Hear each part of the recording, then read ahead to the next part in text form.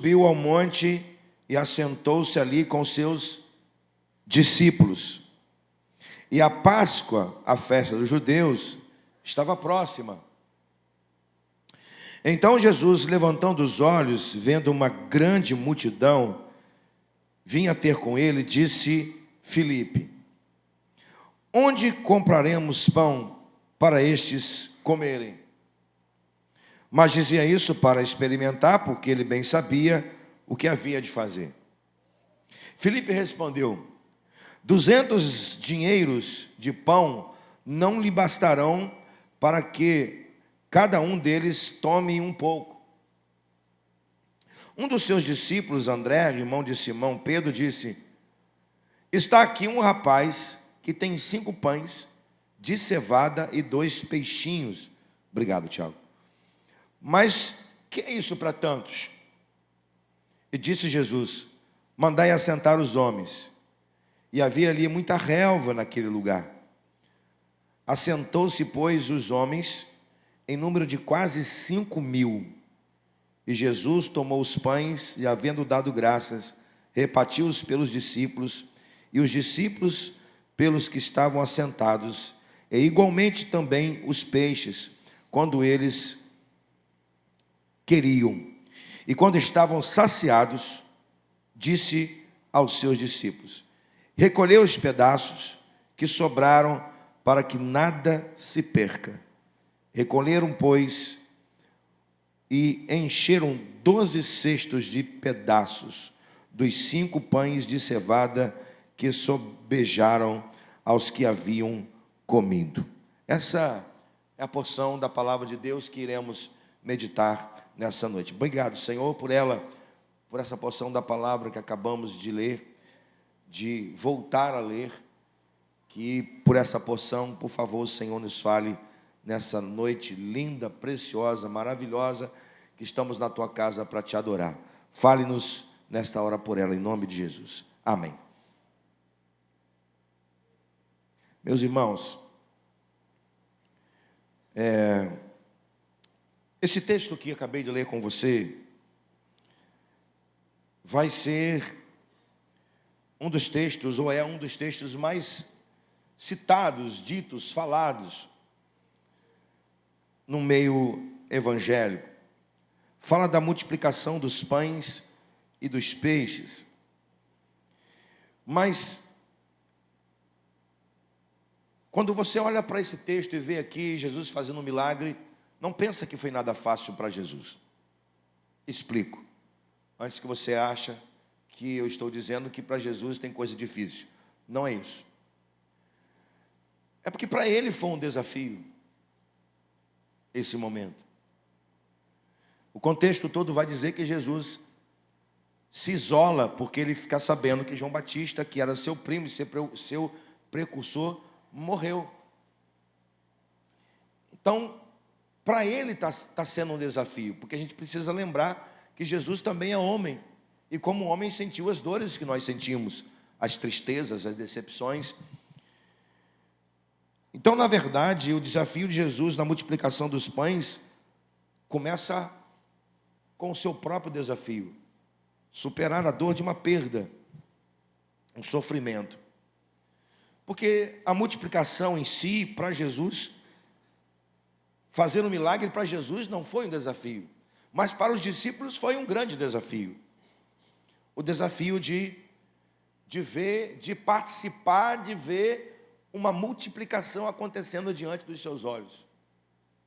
Nós estamos assim nesse ano da multiplicação, mas antes da gente entendermos que nós temos que trabalhar para que haja multiplicação, a gente precisa entender que é um desafio. Viver a multiplicação é um grande desafio. Mas que bom que os desafios existem para serem superados. E superados por aqueles que têm fé e por aqueles que trabalham.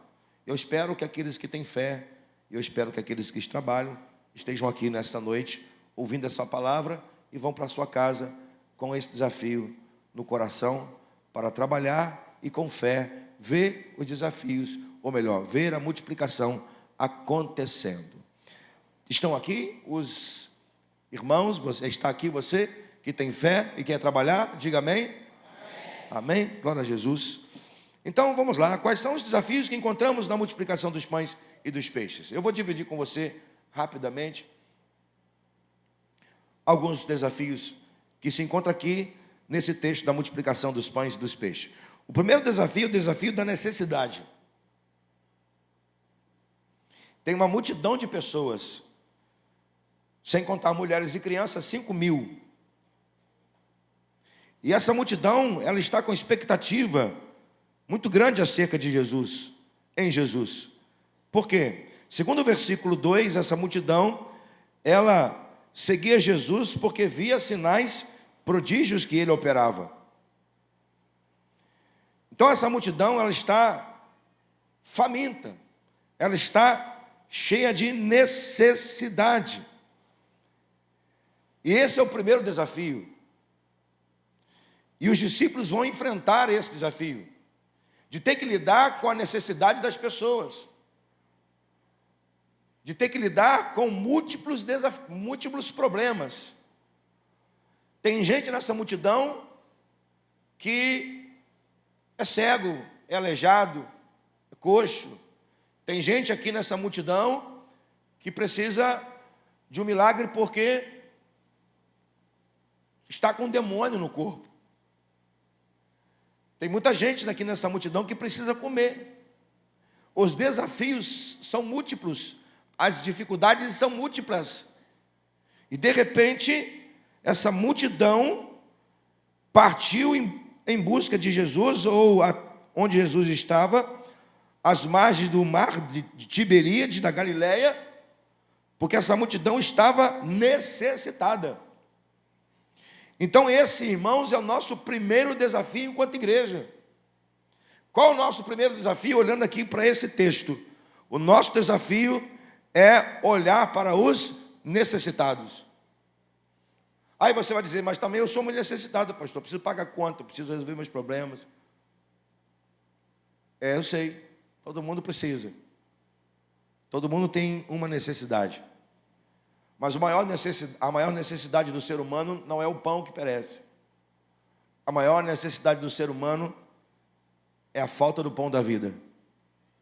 Eu vou repetir. A maior necessidade do ser humano não é o pão que perece.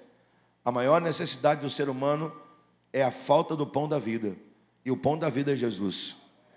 Esse é o nosso primeiro desafio, meus irmãos. Olhar para as pessoas e procurá-las e ver as suas reais necessidades. Sobretudo, a necessidade da alma do ser humano. Hoje pela manhã eu falei, meditamos hoje pela manhã na palavra de Deus, e estava falando sobre os efeitos de Pentecostes, o que aconteceu com a igreja depois de Pentecostes, e falei para os irmãos que o ser humano de hoje, naquela época os apóstolos faziam sinais, prodígios e milagres, tal qual Jesus fazia, mas a maior necessidade do ser humano pós-moderno é realmente a carência da alma. Depressão, opressão, ansiedade, síndrome do pânico, medo. Esse é o nosso primeiro desafio, a necessidade do ser humano. Nosso desafio é detectar, nosso desafio é trazer para perto, e o nosso desafio é fazer com que o necessitado encontre o pão da vida, encontre Jesus Cristo. Amém, gente? Você está aí? Diga amém. Então vamos lá. O segundo desafio que esse texto nos apresenta é o desafio do tempo. Se você ler o texto, você vai perceber que já era tarde. Os discípulos, na verdade, queriam que a multidão se dispersasse. Por quê? Uma lógica. Está tarde. Onde eles vão encontrar comida para comprar? Aliás, deixa eu abrir um parêntese aqui e você vai me entender. Esse texto não fala não tem a proposta de dizer que a principal necessidade da multidão era o pão, e que a igreja tem que dar o pão. Claro, a igreja tem que dar o pão, ajudar, mas esse texto, a maior necessidade das pessoas não era o pão, era encontrar em Jesus a solução para os seus problemas. Era pessoas que queriam um milagre. O que aconteceu? O que aconteceu é que eles ficaram esperando tanto, que ficou tarde. E por ficar tarde, todo mundo ficou com fome. Tanto é que o texto vai dizer assim, onde eles vão sair para comprarem comida, ou seja, eles tinham dinheiro. Também não estou dizendo para você que a igreja não tem que fazer, ajudar as pessoas. Não me entenda, não é isso. Então, no texto, a igreja sim tem que ajudar as pessoas nas suas necessidades, se possível também o pão, a roupa, o remédio, faz parte da natureza da igreja, né? Cuidar das pessoas, num todo, de maneira holística. Mas aqui, o que acontece é que as pessoas queriam tanto Jesus, porque viu que Jesus fez milagre, que a hora foi passando, e acabou que ficou o desafio do tempo. Na ótica dos discípulos, não daria tempo para Jesus atender as pessoas nas suas necessidades. Mas agora, o que preocupava era a fome, porque já era tarde e não tinha como de comprar alimento. Não era hoje, nem igual hoje, que você sai em qualquer hora da noite e você encontra alguma coisa para você comer. Então ficou o desafio do tempo. Jesus não tem problema com o tempo. Nós é que temos problema com o tempo. Eu vou repetir. Jesus não tem problema com o tempo. Nós é que temos problema com o tempo. Os discípulos ficaram preocupados. Está tarde. Vamos fazer o quê? É um desafio. O que nós vamos fazer, já que está tarde? E para os judeus, para as pessoas daquela época, deu 6 horas da tarde, acabou a hora. Deu 6 horas, ninguém faz mais nada. Ninguém vende nada. Nós é quem temos problema com o tempo. E o nosso maior problema com o tempo são 2. Primeiro, fazer tanta coisa que não temos tempo para nos envolver com Deus e com a obra. Por isso que nós temos problema com o tempo. Porque nós fazemos tanta coisas que nós precisamos fazer, evidentemente, mas misturado às coisas que nós precisamos fazer, vem aquilo que nem sempre precisa fazer. Tudo mistura, vai num pacote só, e aí não sobra tempo para Deus e para a obra. E segundo, o nosso maior desafio com o tempo é buscar refúgio por causa da vida ativista e acharmos que as pessoas não precisam de Jesus serem socorridas. Ou seja, pensamos somente em nós. Então, deixa eu buscar o meu refúgio, que se vire o outro. Percebeu que esse é um desafio? O desafio do tempo? Jesus não tem problema com o tempo. Nós temos. Então, aqui está o nosso segundo desafio para que haja uma multiplicação. Qual o desafio? O tempo. Porque para Jesus fazer milagre, não existe relógio, não existe tempo. Para Jesus fazer o impossível acontecer, não existe relógio, tempo, hora, minuto, segundo, cronos. Não. Nós é que temos esse desafio. Por quê? Porque administrar o tempo não é fácil. Mas a Bíblia diz que há tempo para todas as coisas debaixo dos céus. Há tempo de plantar, há tempo de colher. Há tempo de descansar, mas há tempo também de trabalhar. Para nós e para Deus. Amém? O terceiro desafio, meus irmãos, é o desafio da conta que não bate, ou da conta que não batia. Tem uma conta aqui que não está batendo. Eles entenderam que já estava tarde e que tinha uma multidão esperando Jesus. E agora? O que fazer para alimentar essa multidão? Então, vamos lá. Filipe disse: olha, nem 200 dinheiro vai resolver o problema. Ou seja, Filipe colocou a sua expectativa naquilo que não tinha. Preste atenção nisso aqui. Olha como é que a conta não está batendo. Filipe disse: nem se tivéssemos 200 dinheiro, daria. Ou seja, ele está colocando a sua expectativa naquilo que não tinha. O que para Filipe era necessário mais do que 200 dinheiros. Então temos um discípulo aqui que precisa de lógica. Esse Filipe é o mesmo que lá no capítulo 14 de João falou assim: Jesus, mostra-nos o Pai e isso nos basta. É o homem da lógica. A conta para fechar para ele precisa ser lógica. É o discípulo que precisa de tudo lógico. Mas assim, tem coisa, ou tem realidade, principalmente espiritual, que não é lógica, é fé. Porque pessoas muito preocupadas com a lógica e não se preocupam com a fé, elas podem se tornar pessoas questionadoras e provocadoras de dúvida. O que Filipe não percebeu é que Jesus não precisa de lógica para fazer milagres. Então, para Filipe, a conta não bate, a conta não fecha. Como é que a gente vai alimentar 5.000 pessoas, fora mulheres e crianças? Não tem. A gente não tem dinheiro para isso. A conta não bate, a conta não fecha. E tem outro discípulo aqui, André. André chega a dizer o seguinte: ó, tem aí um rapaz, um menino, que tem 5 pães de cevada. Detalhe, né, gente? Pão de cevada. Cevada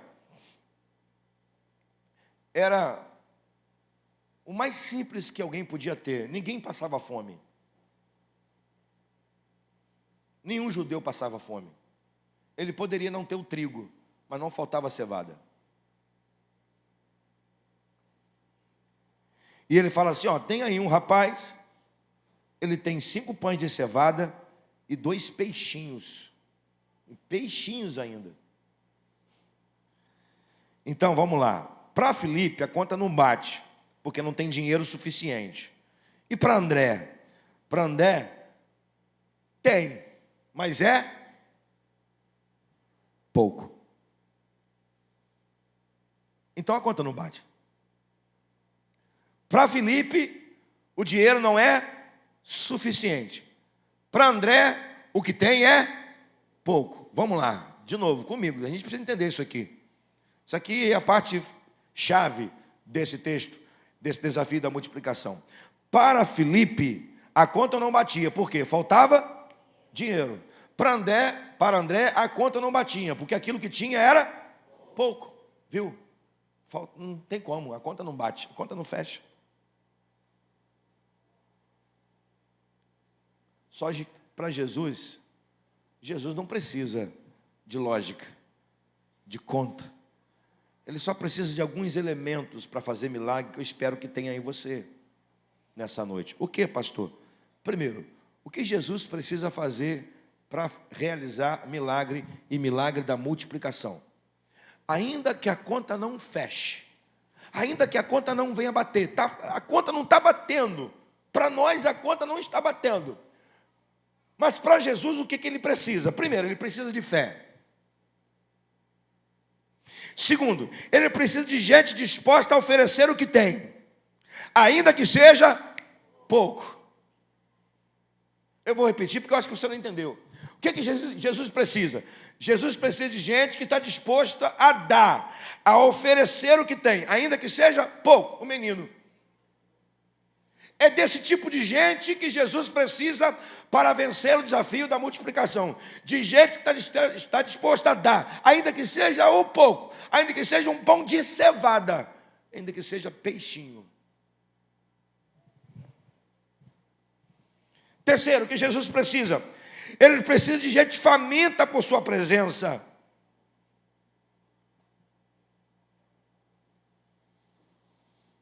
E quarto, ele precisa de gente que aceita o desafio, ainda que a conta não feche. Cadê você? Está aqui? Que aceita o desafio ainda que a conta não está fechando? Se você está aqui nessa noite, diga amém. Amém. Amém. Glória a Deus. Em último lugar, o último desafio que esse texto nos apresenta: o desafio de obedecer e se organizar para Jesus fazer milagre. Ei, coisa linda. Coisa maravilhosa. Versículo 10, Jesus vai dizer uma palavra assim, muito interessante. Olha o versículo 10 comigo, por favor. Mandai assentar os homens.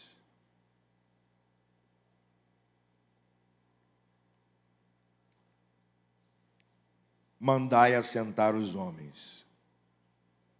Ele está dando uma ordem. Comigo. Jesus está dando ordem a quem? Não, gente, nós precisamos entender isso aqui. Mandai sentar os homens. Diga comigo, os homens são os necessitados. Ok? Amém. Então Jesus está dando ordem a quem? Aos necessitados? Sim ou não? Não, está dando ordem aos... Então ele dá ordem para nós, não aos necessitados. Por quê? Porque os necessitados, eles precisam receber. E os discípulos precisam obedecer. Vou repetir. Os necessitados precisam receber. E os discípulos precisam organizar-se. Primeiro, obedecer e depois organizar. Porque o texto está dizendo o seguinte: manda sentar e organiza em grupo.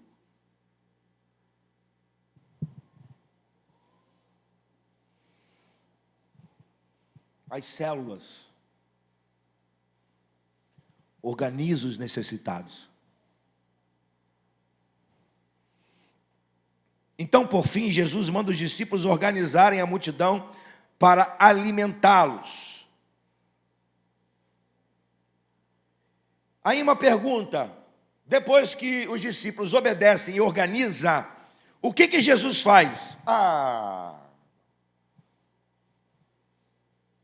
Você pode repetir comigo essa frase? Não é frase de efeito. Diga comigo: vamos fazer a nossa parte, porque Jesus fará dele. Quantos creem nisso? Diga amém. Vamos fazer a nossa parte, irmão, porque Jesus vai fazer a dele.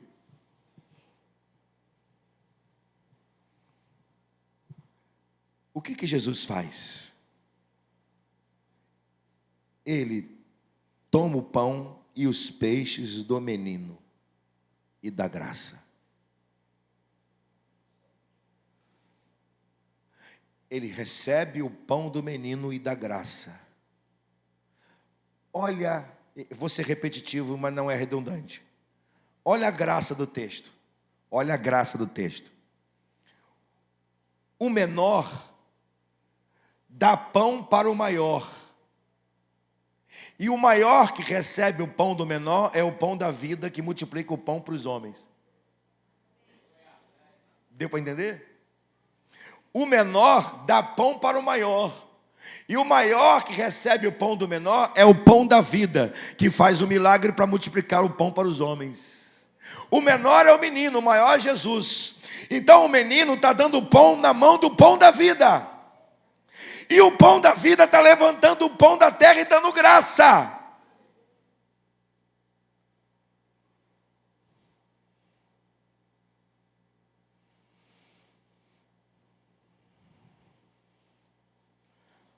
Você está entendendo isso comigo, irmão?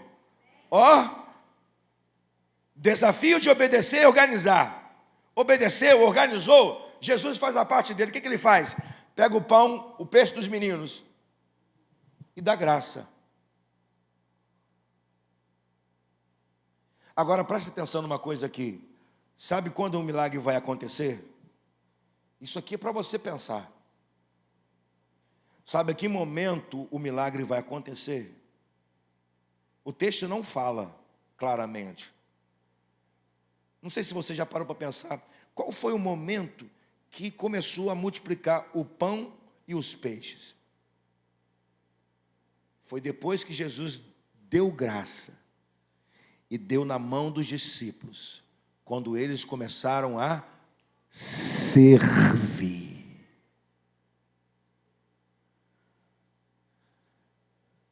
O milagre aconteceu na hora do serviço. 2 falaram aleluia.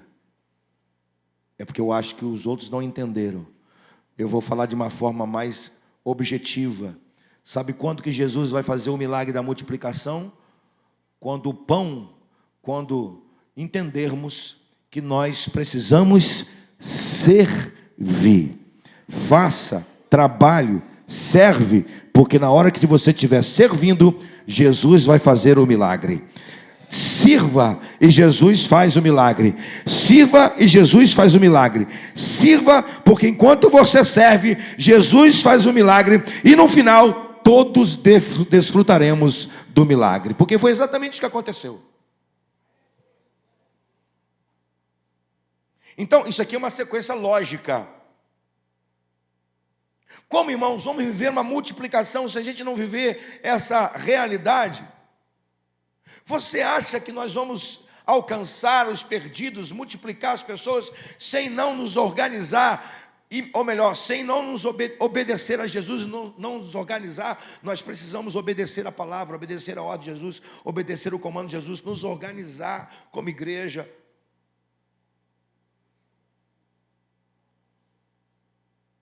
Se doar, se entregar, Jesus vai tomar a nossa entrega, a nossa doação. Ele vai fazer um milagre quando estivermos servindo. Amém? Glória a Deus. E eu vou terminar dizendo para você o seguinte: vamos entender uma coisa para a gente terminar, eu vou só citar. Entendendo os desafios, o que eu e você precisamos fazer para viver a realidade da multiplicação? Primeiro, seguir o exemplo de Jesus e envolver-se com pessoas, ser cercado de pessoas. Depois de você ler o texto, você vai ver que todo esse momento aqui, Jesus está cercado de pessoas. Ele atravessa o mar, ele multiplica os pães, atravessa, volta, e a multidão está esperando. Ele está o tempo todo cercado de pessoas. Então, irmão, você e eu precisamos seguir o exemplo de Jesus e estar cercado de pessoas. Mas que tipo de pessoa? Necessitado mesmo. O que precisamos fazer? Se doar pela obra. Na multidão, o maior desafio da multidão é esperar pelo milagre. E o nosso maior desafio é se doar por aqueles que estão esperando o milagre da vida. Se doar. Discípulo precisa servir, se doar, se dá. Em terceiro, não abra mão da obra que o Pai te deu, que o Pai te confiou. É o capítulo 6, mais à frente. Jesus vai falar sobre isso. Eu estou aqui porque eu estou fazendo a obra. Eu faço a obra. Eu sou o pão da vida, eu vim fazer a obra. Não abra mão disso. E eu termino fazendo com você aqui uma reflexão. O texto deixa bem claro que todos foram desafiados. Vamos recapitular e encerrar. Todos foram desafiados. Vamos lá. Vamos identificar todos aqui nesse texto. Jesus, a multidão, os discípulos e o menino. Jesus, a multidão, os discípulos e o menino. Todos foram desafiados. Jesus, o desafio de Jesus era atender as pessoas no meio da dor e da perda.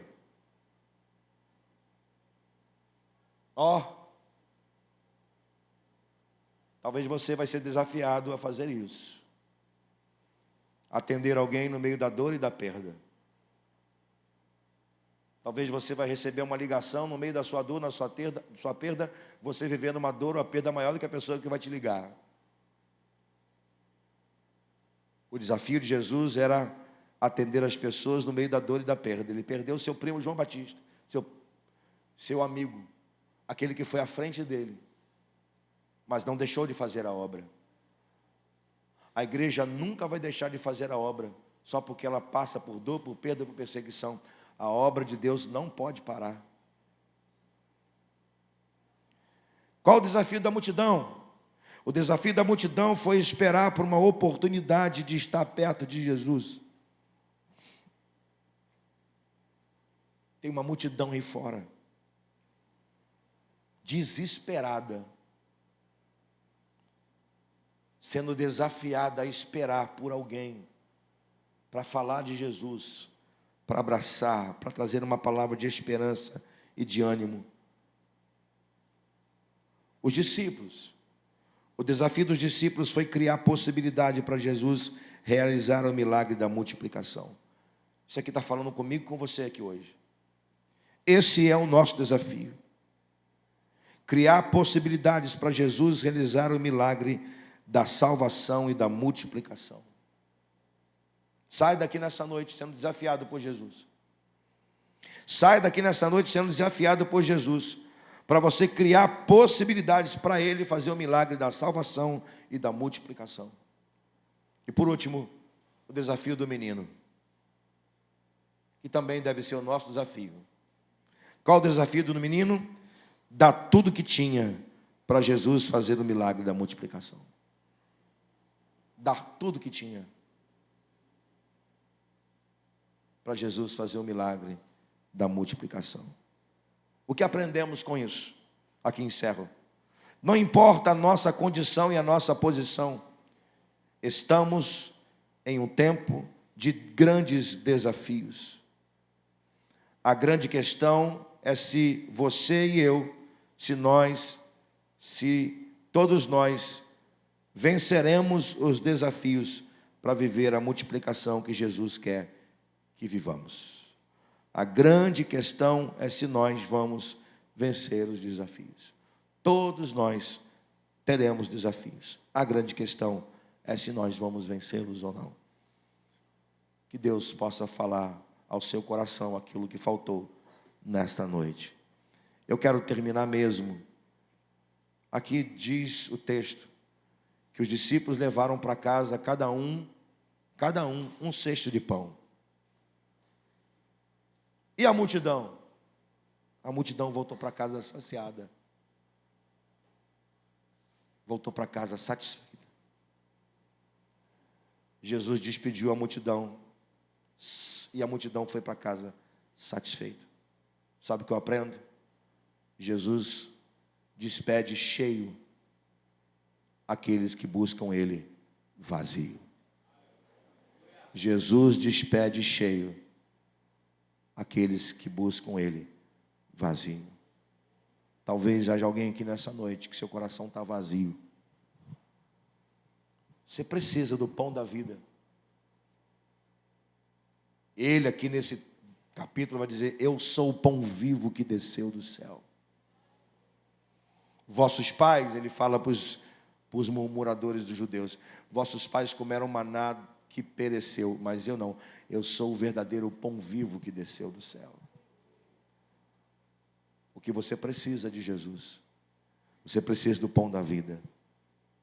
E por isso que você está com esse vazio aí que você não consegue preencher. O que está faltando? Está faltando o pão da vida. Está faltando Jesus. Se tem alguém aqui nessa noite que chegou aqui vazio, chegou aqui faminto, sedento, para sua alma saciar, não volta para casa vazio, não. Volta para casa farto, cheio do pão da vida. Se essa pessoa é você, você vai falar com Jesus e você vai pedir a Ele para Ele saciar a sua fome. Mas não é fome do pão que perece, não. É fome de justiça, é fome do pão da vida. Não volta para sua casa vazio, não. Porque nós, discípulos, não vamos voltar para nossa casa sem aceitar o desafio da multiplicação.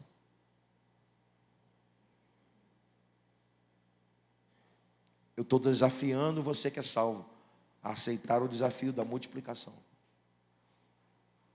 Mas antes, eu vou pedir para você abaixar a sua cabeça, fechar seus olhos, porque talvez haja alguém aqui entre nós que entrou aqui vazio. Você pode ter entrado vazio, mas se depender de Jesus, você vai sair daqui cheio. Mas depende de você.